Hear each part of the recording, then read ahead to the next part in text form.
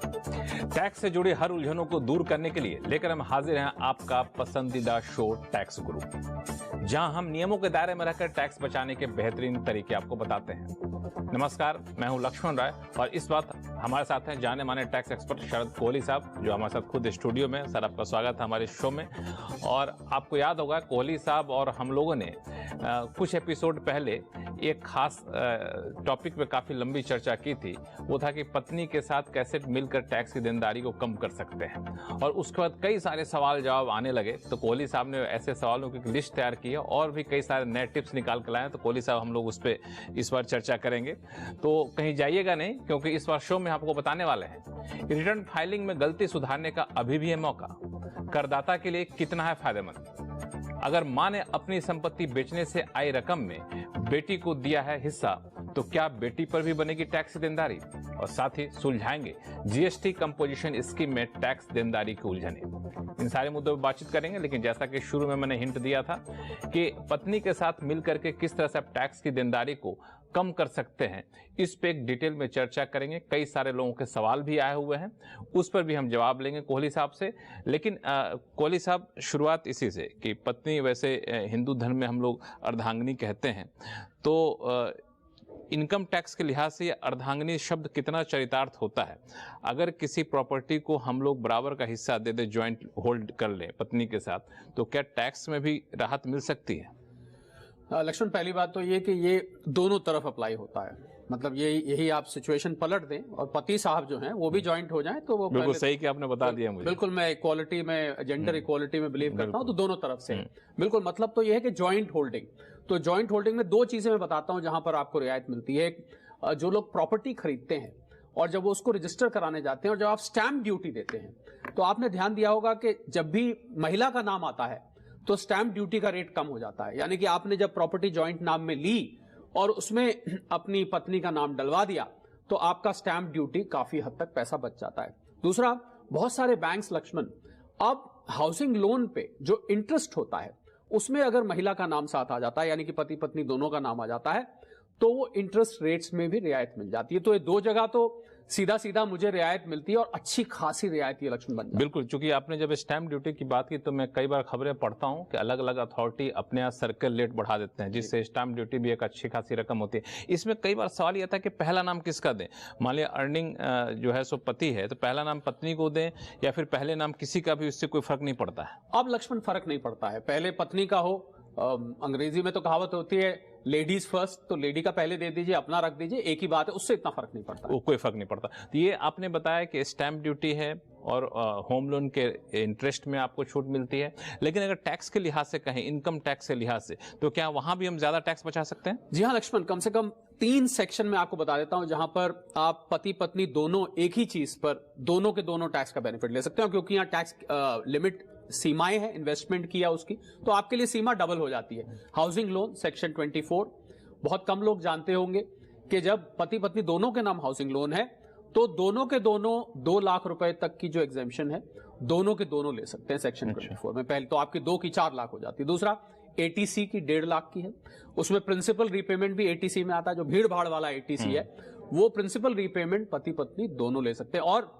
लक्ष्मण, जहां आप shares jointly hold करते हैं, मान लीजिए, तो उस शेयर्स में आपको पता होगा इक्विटी शेयर्स पर 1 लाख रुपए की सेक्शन 112A के अंतर्गत 1 लाख रुपए की छूट है, वो भी दोनों के दोनों ले सकते हैं। तो ये 3 सेक्शन तो आपको देखिए 5 बातें बता दी। स्टैंप ड्यूटी हो गई, हाउसिंग लोन में रियायत हो गई, एटीसी हो गया, होम लोन हो गया और 112A हो गया, सेक्शन 24 जिसको होम लोन में कह रहा हूं। तो 5 चीजें ये पति पत्नी तो केवल अर्धांगिनी नहीं है, ये आपको लाभ भी पहुंचा सकते हैं। आपके शरीर का आधा अंग ही नहीं है, आपके जीवन का आधा अंग नहीं, बल्कि टैक्स के लिहाजों में भी। बिल्कुल। इसमें एक छोटा सा सवाल मेरे मन में आया कि सेक्शन 80C में जो आपने बताया कि दोनों 1.5 लाख का क्लेम ले सकते हैं, तो इसके लिए क्या जरूरी है कि दोनों के खाते से लोन की रकम जाए, ईएमआई जाए? जी हाँ, जनरली लक्ष्मण होता क्या है कि जब आपने हाउसिंग लोन लिया हुआ है तो ये जॉइंट अकाउंट से ऑपरेट होता है। तो जब जॉइंट अकाउंट से आप उसको ऑपरेट करेंगे तो वो लाजमी बात है कि जो प्रिंसिपल रीपेमेंट का जो हिस्सा है वो एटीसी में जाता है। तो जॉइंट अकाउंट से जाता है तो वो तो आप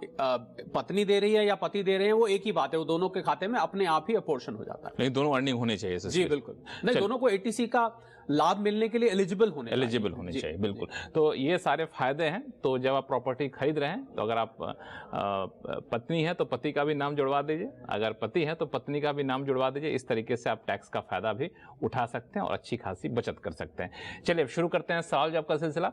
सबसे पहले कॉलर हमारे साथ पुणे से जुड़ चुके हैं, RY देशपांडे जी। देशपांडे जी नमस्कार, कैसे हैं आप?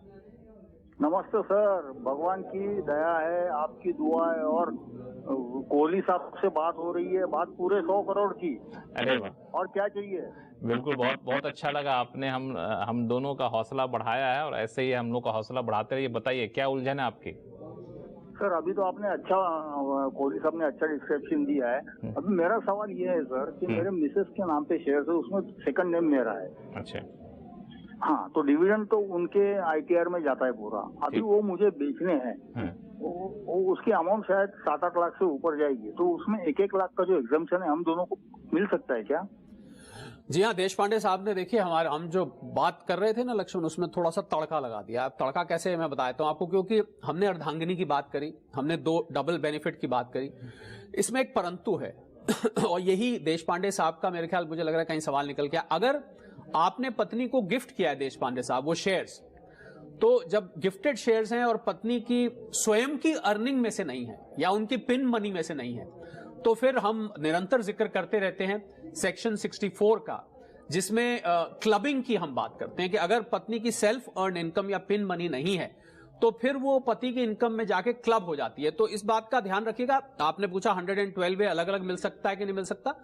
सैद्धांतिक रूप से देशपांडे साहब, जैसा मैंने अभी बताया, बिल्कुल मिल सकता है, परंतु अगर ये आप ही का पैसा है और आपने सिर्फ पत्नी का नाम डलवाया है, मतलब आपने खाली उनका नाम डाला है एक जॉइंट होल्डर बनाने के लिए, तो फिर वो 112A की एग्जेम्पशन आप ही के, मतलब या मैं इसको दूसरी तरीके से बोलूं तो वो आप ही के इनकम में जाके जुड़ जाएगा। जो भी कैपिटल गेन होगा, इस बात का आपको ध्यान रखना होगा कि वो इन्वेस्ट करें तो अपने पिन मनी में से, और पिन मनी लक्ष्मण आप जानते ही होंगे जो महिला काफी चर्चा भी की है पहले, घर के खर्च में से थोड़ा थोड़ा बचाती रहती है, कई बार पति को मालूम भी नहीं होता और जुड़ के काफी अच्छा खासा अमाउंट हो जाता है। अगर पिन मनी में से फिर नहीं होगा, पर अगर आपने सीधा सीधा गिफ्ट किया देशपांडे साहब, तो फिर ये क्लबिंग प्रोविजन आप पे लागू हो जाएगा। देशपांडे जी क्लियर है कि कुछ है मामला अभी भी उलझन?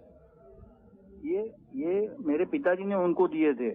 अच्छा, आपके पिताजी ने उनको गिफ्ट किया? बस फिर कोई चिंता की बात नहीं देशपांडे साहब, फिर तो बल्ले बल्ले हो गया।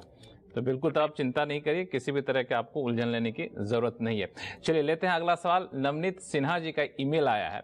दरअसल इनकी बेटी की मां ने अपने हिस्से की कुछ प्रॉपर्टी बेची और मां ने अपनी बेटी को उस प्रॉपर्टी का हिस्सा जो बनता था वो दे दिया। अब सवाल यह है कि जो हिस्सा बेटी को मिला है, क्या वो इनकम टैक्स कानून के तहत एक स्त्री धन माना जाएगा? काफी इंटरेस्टिंग सवाल है कोहली साहब, और इस पर टैक्स की देनदारी कैसे बनेगी? और साथ ये भी जानना चाहते हैं कि ऐसे मामलों में ITR में इसको कैसे दिखाया जाए, क्योंकि बेटी जिनको ये पैसा मिला है उनके पास पहले से कोई टैक्सेबल इनकम नहीं है। देखिए, स्त्री धन, पहला आपकी सवाल था इन साहब का कि स्त्री धन माना जाएगा कि नहीं माना जाएगा। बिल्कुल माना जाएगा। स्त्री धन की अगर आप परिभाषा देखें हिंदू लॉज में, तो उसमें शादी से पहले, शादी के दौरान, बदकिस्मती से पति ना रहे उस दौरान जो भी ऐसा पैसा इकट्ठा होता है वो स्त्री धन में आता है। तो पहली बात तो स्त्री धन माना जाएगा। अब इनकम टैक्स लॉ में हम जाएं तो एक सेक्शन 56(2)(10) होता है लक्ष्मण, उसके अंदर इसको हम इनहेरिटेंस मांगते हैं, या गिफ्ट मान लीजिए कि आपकी मदर ने आपको गिफ्ट किया है या आपको इनहेरिटेंस के जरिए आया है, दोनों ही हालात में एग्जेम्प्ट है। आप सवाल आता है कि इनकम टैक्स रिटर्न में आप कहां दिखाएंगे, तो इनकम टैक्स रिटर्न में एग्जेम्प्ट इनकम कैटेगरी है, उसमें आप इसको बाकायदा दिखा सकते हैं। कोई दिखाएंगे? लड़के के जो पापा हैं वो दिखाएंगे, जो फादर है वो दिखाएंगे? नहीं, क्योंकि बिटिया टैक्स का तो ये बिटिया का पूछ रहे हैं मेरे ख्याल। हाँ, नहीं, चूंकि बिटिया टैक्सेबल इनकम नहीं है। अब मान लीजिए बिटिया ITR फाइल नहीं करती है तो अगर मान लीजिए टोटल इनकम 2.5 लाख से ऊपर जा रही है जो गिफ्टेड अमाउंट है, तो मुझे लग रहा है उनको फाइल कर देनी चाहिए और करके बता देना चाहिए कि ये मुझे अपनी मदर से मिला है और एग्जेम्प्ट इनकम में दिखा कि कोई टैक्स नहीं देना है, रिटर्न फाइल कर। और लक्ष्मण, 7 करोड़ रिटर्न में से जो टैक्स देने वाली रिटर्न थी, आप तो बहुत अच्छे से जानते हैं, मुश्किल से 1.5-2 करोड़ थी। बाकी तो लोग रिटर्न फाइल करते ही हैं, बस कर देते हैं रिटर्न फाइल, क्योंकि बिल्कुल। तो इसमें क्लियर कर दूं कि जो पैसा मिला है उसको रिटर्न फाइल करने में एग्जेम्प्ट कैटेगरी में दिखा जी, EI शेड्यूल EI होता है जिसमें एग्जेम्प्ट इनकम आप दिखा सकते हैं। अब रिटर्न फाइल करना होगा, 2.5 लाख से ज्यादा उनको मिला है, हाँ, तो कर देना चाहिए ऐसे में। अगर माइनर है तो अगर माइनर है तो फिर उसके गार्डियन के रिटर्न फाइल होती है, क्योंकि माइनर के रिटर्न नहीं फाइल होगी, जो भी उनके गार्डियन होंगे, माता पिता होंगे, वो उसको रिटर्न को फाइल कर। टैक्स फिर भी नहीं लगेगा। टैक्स फिर भी नहीं लगेगा, तो टैक्स नहीं लगेगा बिल्कुल। इस पर नवनीत सिन्हा जी आप क्लियर हो जाइए, और स्त्री धन माना जाएगा, और लेकिन रिटर्न में दिखा दे जरूर, ताकि किसी भी तरह कोई उलझन इसमें ना बनी रहे। चलिए चलते हैं मुंबई, जहां से सुधाकर जी हमारे साथ फोन लाइन पर जुड़ चुके हैं। सुधाकर जी नमस्कार। हेलो जी नमस्कार। हाँ, मैं Sudhakar Kankar, I am a retired doctor, I am 73 year old. अच्छा जी नमस्कार, बताएं क्या सवाल है आपके पास। हाँ, मेरे बच्चे ने, मेरी लड़की और लड़का दोनों ने मुझे कुछ शेयर दिए, जून महीने में गिफ्ट दिए। तो it is without consideration, I have not paid them anything.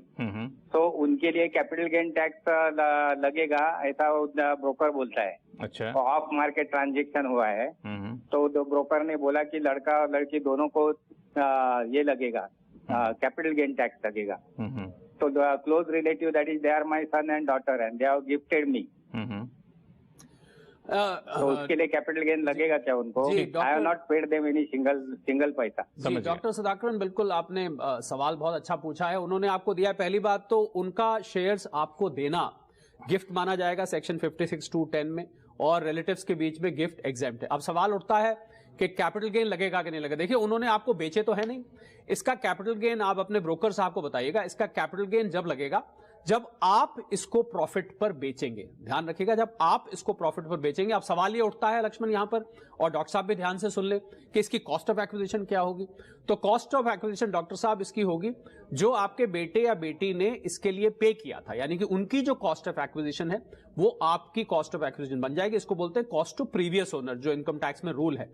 तो मैं फिर क्लैरिफाई कर देता हूं, कैपिटल गेन आपके ऊपर लगेगा, वो भी जब आप बेचेंगे। खाली देने पे कोई टैक्स नहीं है, बेटा या बेटी पर कोई टैक्स नहीं लगेगा। चलिए निश्चिंत हो जाइए, और अपना जो रिटायरमेंट की जिंदगी है उसको खुशी होकर जिए, और कहीं टैक्स का टेंशन मत लीजिए। कोई टेंशन हो तो फिर से आप हमें लिख सकते हैं tax@moneycontrol.com पर। और फिलहाल समय छोटे से ब्रेक का। ब्रेक के बाद बताएंगे कि अगर आपने क्रिप्टो में किया है निवेश तो कैसे बनेगी टैक्स की देनदारी, बताएंगे छोटे से ब्रेक के बाद।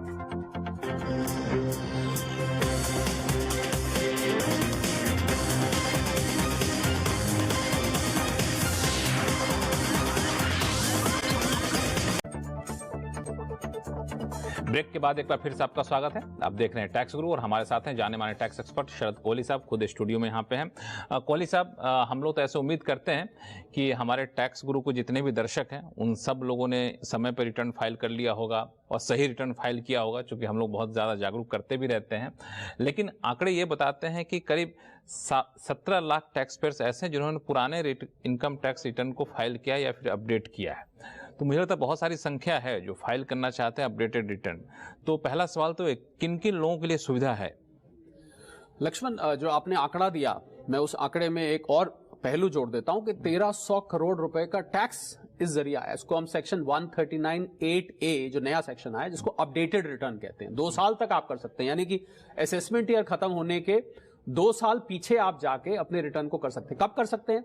आपने कुछ गलत फाइल कर दिया है, कुछ दिखाना रह गया है, डेप्रिसिएशन में गलती हुई है, कैरी फॉरवर्ड में गलती हुई है, रेट गलत लगा दिया है। पर लक्ष्मण, इसमें एक बहुत बड़ी शर्त है।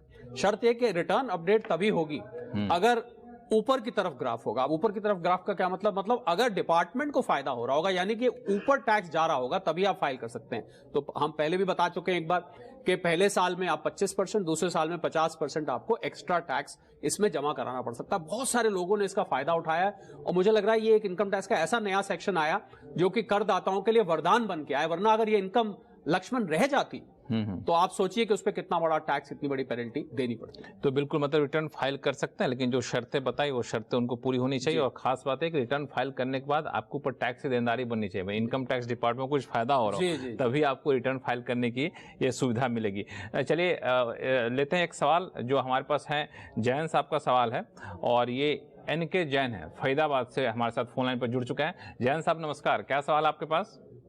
नमस्कार सर। नमस्कार सर, ये सवाल मेरा ये है, मैंने फाइनेंशियल ईयर 2021-22 में $1000 इन्वेस्ट किया है क्रिप्टो करेंसी में, हाइपर फंड है कि उसमें। तो उसको डेली मेरे को उसमें $5-6 डेली मेरे अकाउंट में क्रेडिट होता है। लेकिन मेरे को अभी तक कुछ पैसा मैंने उनको एनकैश नहीं किया है, वो सारा वहीं पर अक्यूमुलेट हो रहा है। तो मैं इसको ये जानना चाहता हूँ कि इसमें टैक्स इम्प्लीकेशन क्या है, इनकम टैक्स इम्प्लीकेशन क्या है। मैंने इस अमाउंट को कहीं ITR में पीछे शो नहीं किया है, क्या इसमें कुछ टैक्स इम्प्लीकेशन है क्या, और कहीं ITR में शो करने का जरूरत तो नहीं है? जी हाँ जैन साहब, आपकी आशंका बिल्कुल ठीक है। इसको बिल्कुल रिटर्न में दिखाने की जरूरत थी। रिटर्न में 2 शेड्यूल होते हैं, एक हम बोलते हैं FLA foreign liabilities and assets, एक शेड्यूल होता है जिसको हम बोलते हैं FSI foreign source income, Laxman उसको बोलते हैं। तो ये 2, एक में तो आपको इन्वेस्टमेंट दिखानी चाहिए थी क्योंकि ये इंडिया से बाहर है, दूसरे में आपको जो $5 प्रतिदिन की बात कर रहे हैं वो भी दिखानी चाहिए थी। तो जैन साहब बिल्कुल सही मौके पे आपने फोन किया है और मुझे बड़ी खुशी है लक्ष्मण उन्होंने फोन किया, क्योंकि ब्लैक मनी एक्ट के अंतर्गत ऐसे नॉन डिस्क्लोजर पर बड़ी भारी भरकम पेनल्टी है, 10 लाख तक जा सकती है। अपडेटेड रिटर्न जिसका हमने अभी जिक्र किया जैन साहब, 139(8)A में आप फाइल करें और $5 जो आपको प्रतिदिन इस पे एक्रूअल हो रहा है उसको आप पूरा ऐड करें, उस पे आप टैक्स जमा कराएं। अगर एक साल आपका, क्योंकि ये दूसरा साल है, देख लें 25% पहले साल में, 50% दूसरे साल में एक्स्ट्रा आपको जमा कराना पड़ेगा टैक्स के अलावा करके, और इसको आप रेगुलराइज जैन साहब कर सकते हैं।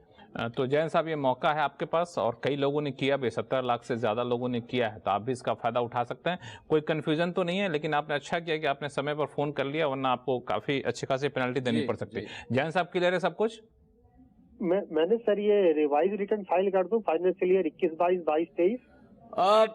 जैन साहब रिवाइज रिटर्न हो सकती है सिर्फ उस साल के दिसंबर तक, यानी कि अभी 22-23 की जो रिटर्न है उसको तो आप रिवाइज कर पाएंगे दिसंबर का, क्योंकि अभी हम अक्टूबर में चल रहे हैं, पर जो उससे पिछले साल की है उसको आपको अपडेटेड रिटर्न में यानी कि 139(8)A में लेना पड़ेगा। तो एक रिवाइज ले लीजिए और दूसरे को आप उसमें ले लीजिए, ये आप जरूर कर सकते हैं। चलिए ठीक है, तो जैन साहब तो ये तरीका है, इससे आप भारी भरकम पेनल्टी से बच सकते हैं। अब लेते हैं अगला सवाल कर्नाटक से। हमारे साथ सुरेश जी फोन लाइन पर जुड़ चुके हैं। सुरेश जी नमस्कार, क्या सवाल आपके पास? हाँ नमस्ते सर। नमस्ते नमस्ते सर एक्चुअली मैंने 91 डेज और 364 डेज टी बिल्स में इन्वेस्ट किया था, अब वो मैच्योर हो चुका है। उसका जो इनकम है वो शॉर्ट टर्म कैपिटल गेन में दिखाना है या इनकम फ्रॉम अदर सोर्सेस में दिखाना है? अगर शॉर्ट टर्म में दिखाना, शॉर्ट टर्म कैपिटल गेन में दिखाना है तो ITR 2 में कौन सा सेक्शन में उसको दिखाना चाहिए? जी सुरेश जी, ये लक्ष्मण इन्होंने ट्रेजरी बिल्स में किया है और ट्रेजरी बिल्स बड़े इंटरेस्टिंग होते हैं क्योंकि ये फिक्स पीरियड के होते हैं, फिक्स टर्म मैच्योरिटीज को बोलते हैं, और उसमें शॉर्ट टर्म कैपिटल गेन में वो काउंट हो जाता है। तो शॉर्ट टर्म कैपिटल गेन में दिखाएंगे सुरेश जी, और इसको ITR 2 में आप शेड्यूल CG जो होता है उसके अंतर्गत लीजिए। उसमें एक कैटेगरी होती है इनकम अदर देन 15%, और ये आपके स्लैब रेट पे जाएगा क्योंकि ये इक्विटी का नहीं है। तो अदर देन 15% यानी कि स्पेशल रेट जो होता है उसके अलावा जो सेक्शन है उसमें आप इसको ITR 2 में शेड्यूल CG के अंतर्गत बिल्कुल दिखाइए। चलिए इसमें दिखा सकते हैं, कोई टेंशन नहीं है। अगला सवाल लेते हैं कोलकाता से। रंजॉय साहब हमारे साथ फोन लाइन पर जुड़ चुके हैं। रंजॉय साहब बताएं क्या सवाल है आपके पास? सर मेरा जो होम लोन है वो 317 शेयर में वो सैंक्शन हुआ था। तो जितना कि मैं जानता हूँ कि उस साल में अगर सैंक्शन होने वाला जो होम लोन है वो अंडर सेक्शन 80EE का जो बेनिफिट है उसको वो मिल सकता है। तो मैं वो उसका बेनिफिट अभी अवेल कर रहा हूँ। तो मेरा क्वेश्चन है कि मैं अभी चाह रहा हूँ कि मेरा जो होम लोन है वो दूसरे बैंक में ट्रांसफर करना चाहता हूँ। तो जितना मैं जानता हूँ दूसरे बैंक में जो ट्रांसफर करेंगे तो नए तरह से वो होम लोन सैंक्शन होगा, तो वो करेंट डेट में शायद सैंक्शन होगा। तो वो 80EE का जो बेनिफिट मैं अभी तक लेते आया हूँ तो उसका बेनिफिट में उसका मिल पाएगा? जी रंजय जी, आपने एक तरह से देखा जाए तो स्वयं ही उत्तर दे दिया इसका। बिल्कुल ठीक बात है। जो उस साल में 2016-17 शायद आपने बोला जब सैंक्शन हुए थे तब 80EE का ये बेनिफिट मिला था। अब इसमें कुछ लोगों को मिला है कि उन्होंने जब दूसरे बैंक के पास गए हैं तो उसी लोन को ही आगे एक्सटेंड किया है। पर अगर आप दूसरे बैंक से इसको दोबारा से सैंक्शन करा रहे हैं रंजय जी, तो फिर ये 80EE का बेनिफिट आपको नहीं मिल पाएगा। तो या तो कोई ऐसा बैंक ढूंढिए जो कि बिल्कुल ट्रांजिशन स्मूथ हो, और जैसे कई बार 2 बैंक्स का टाई अप होता है कि एक से दूसरे ने टॉस ओवर कर दिया और उसी सैंक्शन के अंतर्गत चलता है। पर अगर नया सैंक्शन है रंजय जी तो फिर ये आपको बदकिस्मती से नहीं मिल पाएगा। बिल्कुल, ये आशंका आपकी जायज है, लेकिन तरीका इन्होंने बता दिया, उस तरीके को आजमा सकते हैं। और फिलहाल वक्त है छोटे से ब्रेक का। ब्रेक के बाद बताएंगे कि जीएसटी की कंपोजिशन स्कीम के तहत टैक्स की क्या है उलझने, उसे सुलझाने की कोशिश करेंगे ब्रेक के बाद।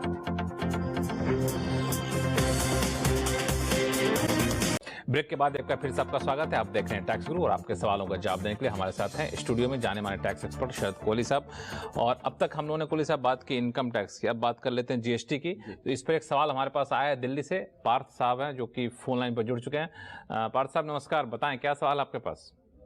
जी नमस्कार सर जी। मेरा एक सवाल है कि मैं ना एक डेली नीड शॉप ओनर हूँ। अच्छा। और उसमें ना मैंने कंपोजिशन टैक्स पेयर के अंदर रजिस्टर किया हुआ है। तो मेरी क्वेरी ये है कि अगर मैंने 1.5 करोड़ से ऊपर टर्नओवर एक्सीड्स कर दी, मान लीजिए कि दिसंबर में मैंने एक्सीड्स कर दी, तो क्या मेरे को कंपोजिशन के अंदर टैक्स पे करना पड़ेगा या फिर उसके बाद आगे के लिए टेन्योर में मेरे को रेगुलर टैक्स पे करना पड़ेगा? बहुत अच्छा सवाल है पार्थ जी आपका। और कॉम्पोजिशन स्कीम लक्ष्मण 1.5 करोड़ तक होता है। पहले हमें तो खुशी है 1.5 करोड़ क्रॉस कर रहे हैं, टर्नओवर समृद्धि की निशानी है। जी हाँ, अगर आप क्रॉस करेंगे तो जिस डेट तक, मान लीजिए दिसंबर तक आपका 1.5 करोड़ होता है, तो आपके लिए कॉम्पोजिशन सिर्फ दिसंबर तक ही रहेगी। यानी कि अगर मैं दूसरे तरीके से बोलूं, जनवरी से मार्च तक आपको फिर as a regular tax payer treat किया जाएगा। और ये खुशी की बात है, इसमें कोई मुझे लग रहा है वो नहीं होना चाहिए क्योंकि आपकी टर्नओवर बढ़ रही है। तो याद रखिएगा दिसंबर तक कॉम्पोजिशन अगर वो डेट है, और फिर जनवरी फरवरी मार्च में आप एक रेगुलर टैक्स पेयर बन जाए। अच्छा, मान लिया आगे चल के टर्नओवर कम हो जाए तो फिर इनको दोबारा से कॉम्पोजिशन में आना पड़ेगा, सीएमपी कैटेगरी में फिर से आना पड़ेगा, अपने आप को वहां पर रजिस्टर्ड कराना पड़ेगा। तो पार्थ साहब क्लियर है, कोई कंफ्यूजन तो नहीं है? नहीं, मेरे को कंफ्यूजन तो नहीं है, रेगुलर टैक्स पेयर हो जाएंगे ना। चलिए, तो और खुशी की बात है कि आपका टर्नओवर बढ़ रहा है, तो इसमें टैक्स से चिंता मत करिए, कारोबार की को आगे बढ़ाते रहिए। और कोहली साहब आपका बहुत बहुत शुक्रिया सभी सवालों का जवाब देने के लिए। आपके पास कोई भी सवाल हो, चाहे इनकम टैक्स से जुड़ा हुआ हो या फिर जीएसटी से, आप हमें लिख भेजिए tax@moneycontrol.com पर। जी हाँ, tax@moneycontrol.com पर। और जब आप सवाल भेजें तो अपना नाम और मोबाइल नंबर लिखना ना भूलें, क्योंकि इसी तरीके से मैं सीधा आपकी बात कराऊंगा अपने टैक्स एक्सपर्ट से और आपके सभी सवालों को दूर करने की कोशिश करूंगा। फिलहाल के लिए दीजिए इजाजत, नमस्कार। देखते रहिए सीनियर सी आवाज।